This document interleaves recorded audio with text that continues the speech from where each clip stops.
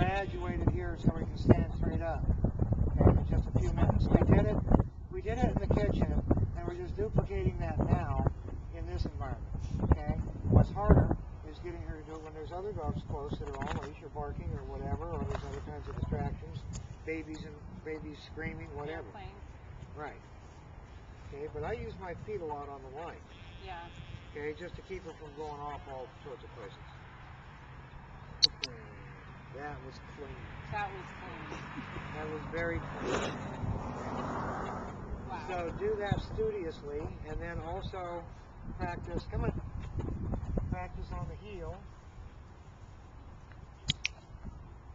Come on. Good girl. Awesome. Okay. Yeah. You know, you go through your whole repertoire. Heel. That heel is not jumping around to your left side.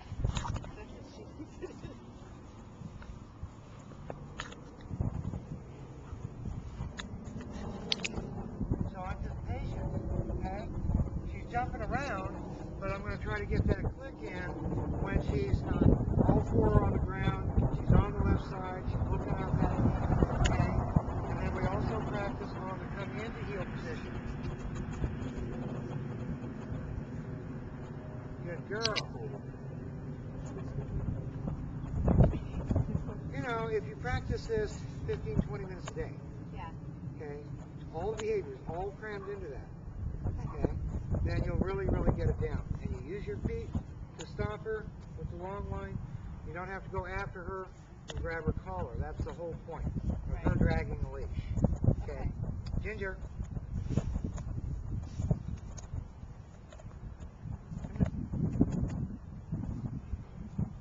No, a little bit further. Come on. See, she's getting just a little bit confused. That's not what I want. Come on. That's exactly what I want right there. Even with my shoes, her chest even with my legs. Okay? That's perfect. I've worked on that a little bit. Have you? Yeah. Early. I Sure. haven't, not for a couple weeks, but for the first 2 weeks I did. Yeah. You know, and I did make a mistake.